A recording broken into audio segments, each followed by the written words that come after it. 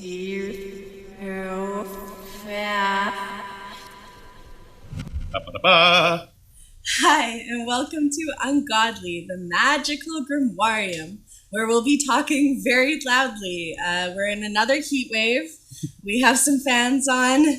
I think we would expire if we turn them off. So Yeah, unfortunately, it's just a very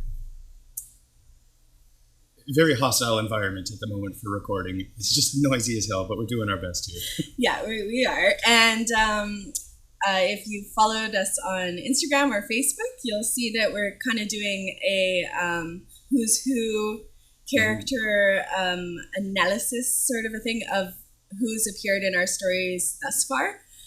And we're just going to put those all together today for you and lay those out. Yeah, absolutely. So we've covered quite a few interesting people so far just within the first two episodes of our story. So that's why we felt it was a good idea to do sort of episode 2.5 and just kind of flush out those ideas a little bit more for listeners who perhaps are a little less familiar with their histories, etc. Yeah, and it's good for us too. I especially am still learning, so to have things laid out in front of me that I can go back and refer on, very important. So yes, it's definitely. good for all of us. Yeah. Okay, so first we will be talking about Heinrich Cornelius Agrippa. He was the German occult writer, a legal scholar, polymath, and physician, amongst other things. Dude had a lot of hats. Yeah, definitely. And he's actually still prominent and well regarded today for his 3 books of occult philosophy. And I believe that was written around 1533. Yep, 1533 or 34. Okay. And his works were notably inspired by Kabbalah, Hermeticism, and Neoplatonism. So you might know what the Jewish Kabbalah is, but Hermeticism is a combination of magic from ancient Greece, Egypt, and Babylonia.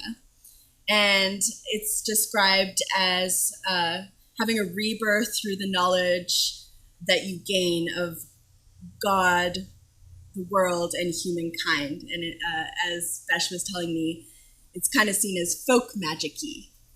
Yeah. I mean, when you compare it to something like, say, the Abramelin, which is a very long, complicated, rigid ritual of, just bowing down in penance to the mighty forces of the heavens, etc., constantly, like it's basically a self-flagellation ritual. But you compare that to lots of the stuff in, say, the Greek magical papyri, which are a bit of a misnomer because they were written in Egypt. You've got simple things like 17 ways to cast a love spell with an apple. Oh, interesting. Yeah. It was a lot more kind of like what was going on in England with the cunning folk. People just trying to solve their problems. Right. Yeah. Cool. And just to circle back, because I see this a lot when reading about magic and philosophy. So this knowledge that we speak of, like coming across knowledge of God and humankind and the world, to me, that is basically finding that knowing of the one, like it's all one, the world is one, the universe is one. Yeah, that's Greeks how would I refer to it as Pan. Yeah, that's how, which is different than Pan, the Celtic god. But yes, I get confused when also people... different from the Greek god by the same name as there well. You too. go. Yeah. But maybe Pan will come. The Celtic one will be one of our characters at some point because fascinating. Absolutely. Very cheeky. All right. So, and Agrippa worked with natural magic. So this is different than ritual magic. So summoning spirits. Well, and he did a bit of both. I've got to step in on that one. Okay. Because the Abramelin would definitely count as ritual magic. I don't think he ever actually did it. Sorry, what's the Abramelin? the long, complicated ritual that Aleister Crowley rented that house in the south of France for, and he spent 6 months doing all sorts of freaky shit there. And, yeah. Oh, and he did that based off of Agrippa's? Yeah, from Agrippa's book, he took the Abramelin, which is a long, complicated, rigid ritual that I mentioned previously. And so it's not so much... Okay, but it's not summoning. It's not like a seance or... Sort of, because like you're trying to summon angels and stuff too. But what I mean to say is that he wrote about ritual magic, but was more inclined toward the natural science. Yeah, okay, yeah, I can agree with that.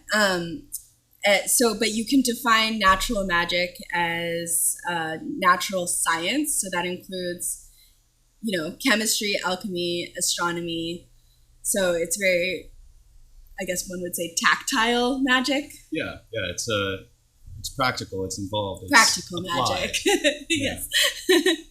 And then, so this natural magic was carried forward by Agrippa through demonic magic. And demonic is in quotes, just because it's not the same sort of demons that we think of today, is why I'm saying that. Mm-hmm. It's goetic demons. And these creatures were ultimately seen and are ultimately seen as divinity. They're divine. Yeah, they're very particular. One of the words that was commonly used around that time would be rays of emanation. So they're one particular perspective of the Godhead.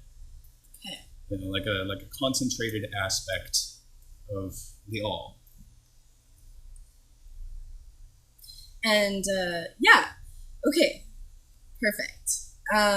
Sorry.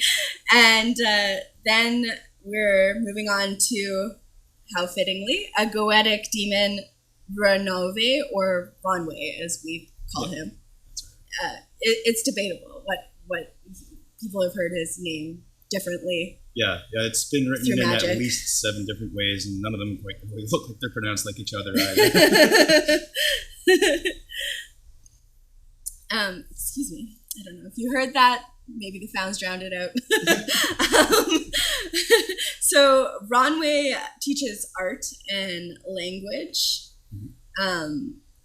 So that just goes with the idea that I'm saying. It's more of a spirit. So I don't know. That's something I'm grappling with, is the fact that these are called demons, but they kind of just seem like gods.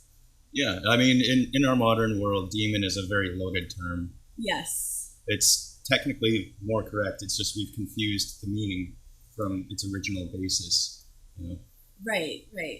And just as a reminder, this was the goetic demon that had a staff, and his lower body looks like what animal again? Yeah, he's sort of faunish. Faunish, yeah.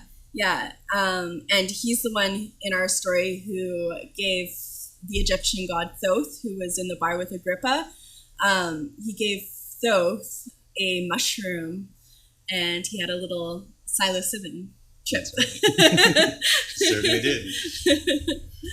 Yeah, and then he came back and invented hieroglyphics and all this nonsense and became the scribe of the gods. Right, the scribe of the gods, Thoth. And I think, so then I guess we can move on to Thoth. We talked a lot about Saint Germain already. I think we're clear on that. He's possibly a vampire. Definitely a count. And, actually, even that's debatable. But, a man who in the 1700s was perceived to have lived hundreds of years and might still be alive today. He was a famous alchemist. All right, so moving on to Thoth. All right. So Thoth is a complicated character to unfold, and quite rightly so. It should be noted that the name Thoth is actually an ascription.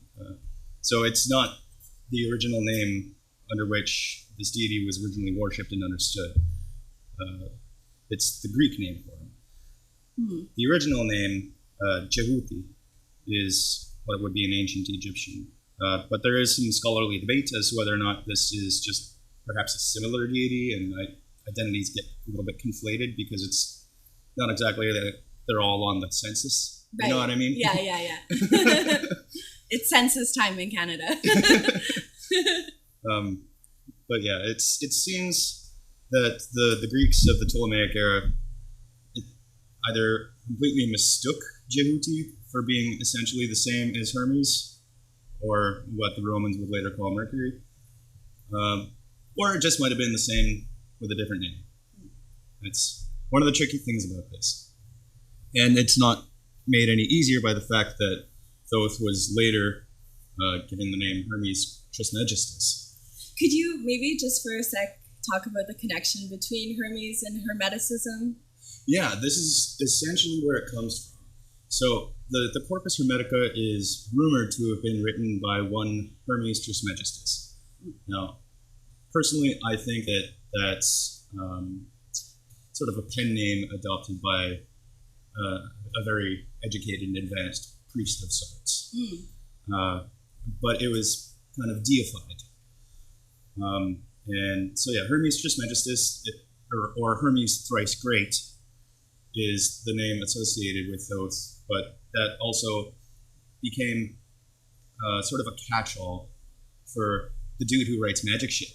Oh, okay. and so that's why the Corpus Hermetica is it's a collection of works. It's not just one book, but there's very little agreement among practitioners or scholars as to what really should be part of that. Whether the Emerald Tablet should be included, etc. It's all up in the air because of this name confusion. Okay, and then another thought just occurred to me. So when you say scribe of the gods, it's almost like the gods are giving secrets of magic to Thoth, right? And he's the writer of magic?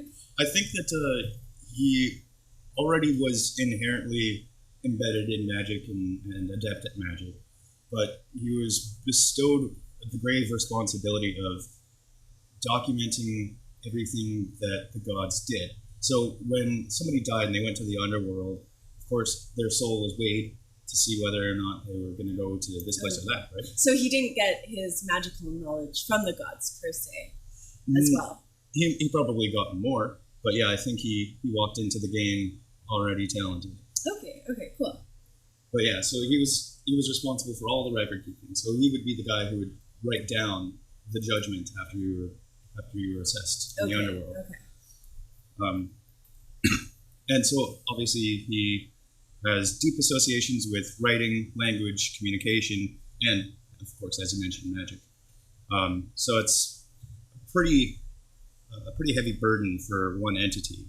Maybe that's why it's possibly more than that. Well, yeah, and he sounds a little bit like Ronwe, because Ronwe teaches language. So yeah, exactly. Yeah, we have all these spirits to help out with these huge tasks. And so, as if just his name isn't complicated enough, the ancient Egyptians themselves couldn't even agree on the origin of this one. Some would have it that the sort of primus impetus, the story where Thoth just emerged from the lips of Ra as the first communication, and that kind of correlates to the biblical sense that in the beginning there was the logos, the word, and it was just form. Form came from the word, and that's what some people say was Thoth as well. Others insist on more of a sort of like causa sui origin, or like making oneself, sort of like his first wife, Nat. She's the goddess of justice and order. But yeah, sort of a formless forming or a spontaneous generation of sorts. Like a big bang for an individual? Kind of, yeah. Yeah. And then others still think that some sort of accidental fellatio at a distance happened, where the god Set somehow consumed the semen of Horus. Oh my. And then popped out of Set's forehead. Set's also Egyptian, obviously, just reminding everyone we're talking about Egyptian mythology. I think Set actually is also related to a Chaldean god, but I can't quite remember that at the moment. But as far as I can glean, there is at least some agreement with Thoth, namely that his daughter, the goddess Seshat, was born to Nat, but his son, the god Nephthor, was born to his other wife, Nekhmuit. and herself being a goddess of protection. So, busy family, weird shit going on. Yeah. And just to remind everyone, these are kind of those, they have the body of people and an animal sort of head. In Thoth's case, it's like a bird with a long, pointy beak. Yeah, it's an ibis. It's a very common Egyptian waterfowl. And I think that part of the reason that association was made was that the ibis would always hang out in the reeds looking for fish. And so if somebody followed the ibis, they would find both fish and papyri to write on.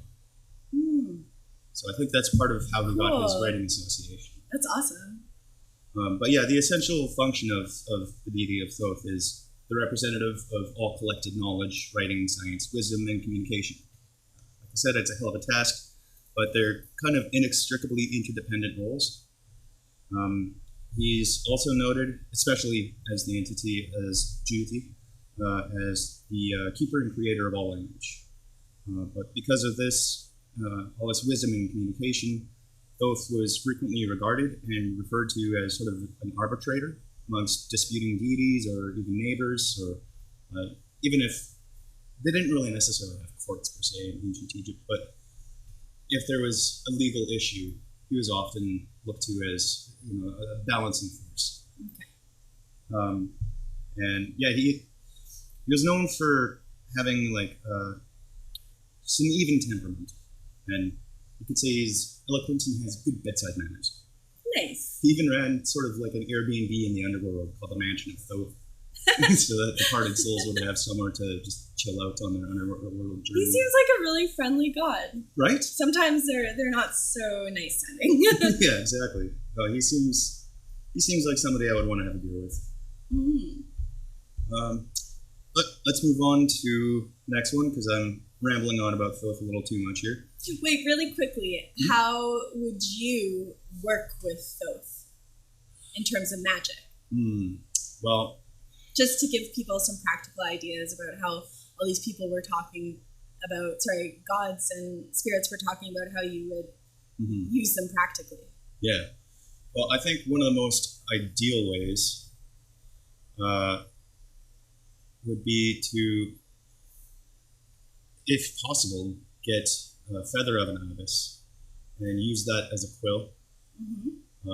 I'm personally big into sigil magic, so that's probably the route that I would take. And sigils are basically doing some symbols and drawings to evoke what you're trying to have come past. So if you want to become a better writer, there's a sigil for that. You should create it. It helps to be very specific in your goals, because when you're dealing with the otherworldly, they've often got a bit of a different sense of humor than what we do. So, being as precise as possible is important. But I think that with Thoth, one would probably be more likely to get a favorable result just out of his good nature. Yeah, and also I just want to say, you said it's probably a good idea to get the specific, what's the word again? Ibis. The ibis feather. However, with magic, it's really symbolic as well. So you can get a feather that you find off the ground, basically, and say, this is a writing feather, and use it in your magic. Like, it's very flexible. It's about intention and obviously about belief. Yeah, that's right. You could use any feather that you want.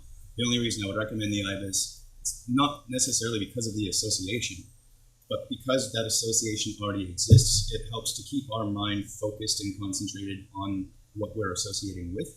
Right.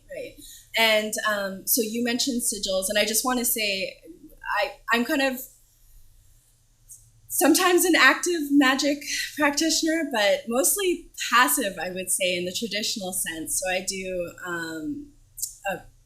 altars, and I'll put things like, feathers, depending on what I'm trying to make happen for myself, or, of course, celebrating the equinox.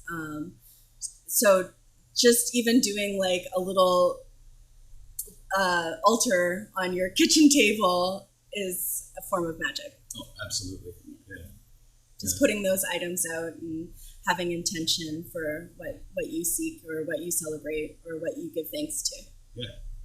I mean, another way that I would sort of try to be a supplicant to Thoth would be just to make a really nice tea and sit down and read a challenging book. Yeah. And just ask Thoth, help guide me through this. Help me understand this a little more. Yeah, that's beautiful. Yeah. It can be really, really simple. And people get this confused notion of magic being a complicated thing. I think we're ready to move on to Mesmer. Totally. So Franz Anton Mesmer. He was born May 23rd in 1734 in a little place called S1E2AndAHalf in the southern region of Swabia in Germany. And he died not far from there, March 5th, 1815. And he was a strange fellow, too. His notion of animal magnetism, which seems to me kind of like an isolated form of ki or chi, is striking for multiple reasons, not the least of which is how many times it's been claimed to be proven and disproven.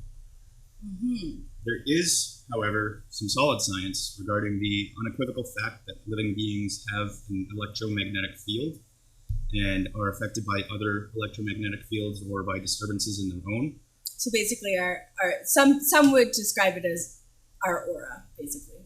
Yeah. Although I think aura I think that contains a little extra. Yeah. Okay. And I also don't think that Mesmer was quite correct about the electromagnetic field of the human body being generated by the spleen. I think that's a bit of a confused notion, but hey, I mean, we went through all sorts of weird bits of science, and he was right in the time where lots of confused notions were floating around. Yeah, of course. So it's no longer in question in modern biology that we have this field.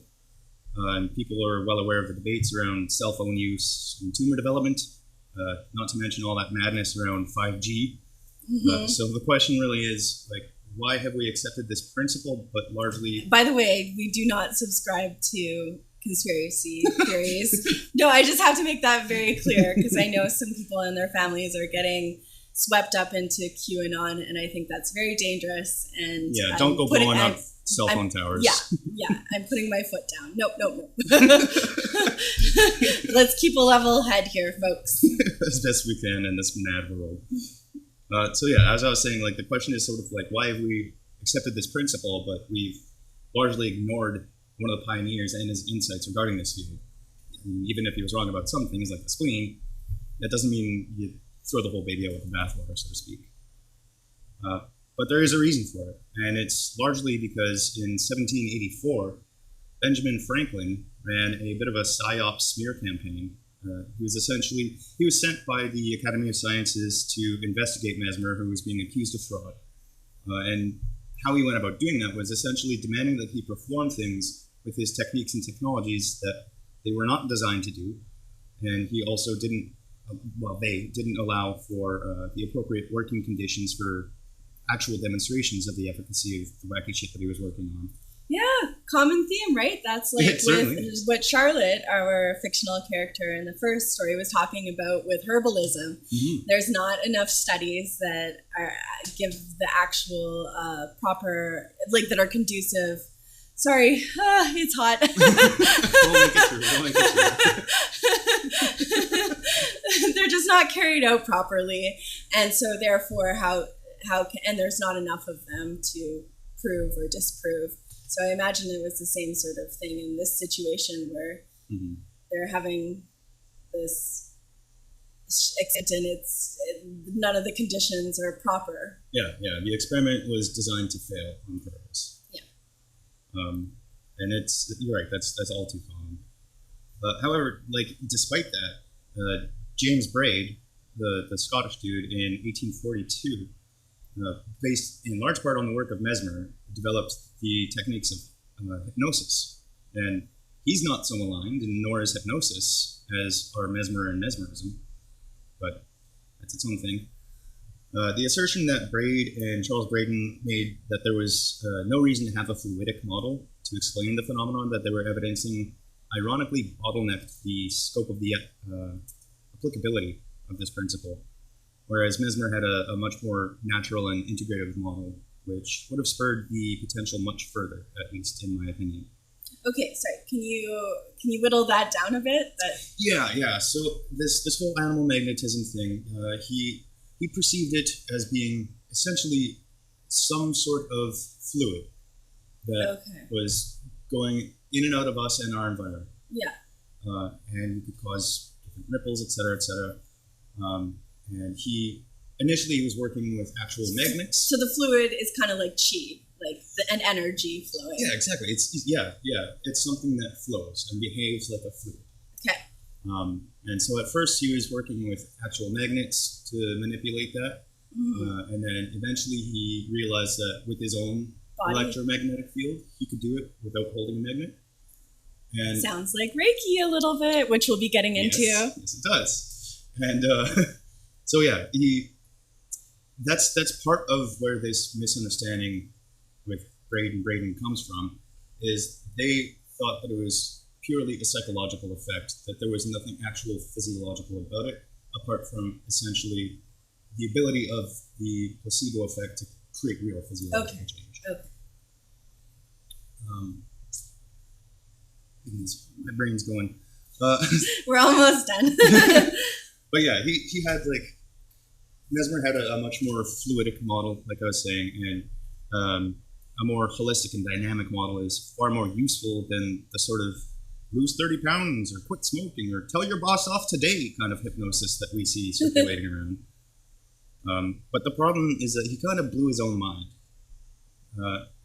I would say that this is one of those cases where the work was too big for the personality. He didn't quite have the psychological constitution to withstand the inflationary energy thrust into his ego when his popularity soared and when people marveled at what was being accomplished. He decided to go with the thought, fuck me, I'm marvelous. I'm the marvel. Oh no. Yeah, as happens unfortunately often. So despite legitimate work as a physician breaking through into new and useful territory... This is a guy who literally had hundreds and hundreds of patients. Yeah. And there were... people flocked to him. Yes, exactly. And there were no cases of any of them being in any way harmed. And just about everybody, and I'm talking like a ridiculous high rate, just about everybody walked away, if not totally healed, at least improved. That's incredible. Right? So yeah, despite all this useful physician work that he was doing, he ended up being kind of like that friend that we all have who took acid a few too many times and is convinced that aliens and angels are engaged in economic trade with human spirits as their currency, but the Pleiadians are like the galactic anarcho-socialist hippies trying to restore the balance, and for some reason, your friend is destined to aid them in this balancing act. You know the type, right? Yeah. They're so often guitarists. Mesmer ended up succumbing to the temptations and devalued himself through kind of quackery and snake oil bullshit, even though he actually had the right idea at first and it proved effective and promising. It was just, in the end, too much for his personality, and he became more of a showman than anything else. The limelight got to him. Yeah, like he started donning these fucking ridiculous wizard hats and waving wands around, hopping through the audience, batting people on the head with his wand and being like, "Get up, you are healed!" Like he was some sort of evangelical faith healer or something. Goodness. Yeah, he went nutty. I don't want to go into the biographical stuff too much more because it's all readily available. You know, he's not that far off in history that we've got some good accounts of it. But it seems that so often the context is missed or shrunk or glossed over, so I felt it was imperative to kind of editorialize it a little bit. So just remember, check yourself before you wreck yourself, because even a broken clock is right twice a day. Perfect. So thank you so much for tuning in and listening, and this will be great knowledge for our upcoming episode. And episodes in general. So yeah, thank you so much for your support, and please visit us at UnGodly on Instagram, which is at un.godly. Same on Facebook, and I believe Instagram is at un_godly. No, Twitter. Yeah, Twitter is at un_godly podcast. We're also now on Patreon, so if you want to check that out, we'll wind up having some new exclusive content down the line.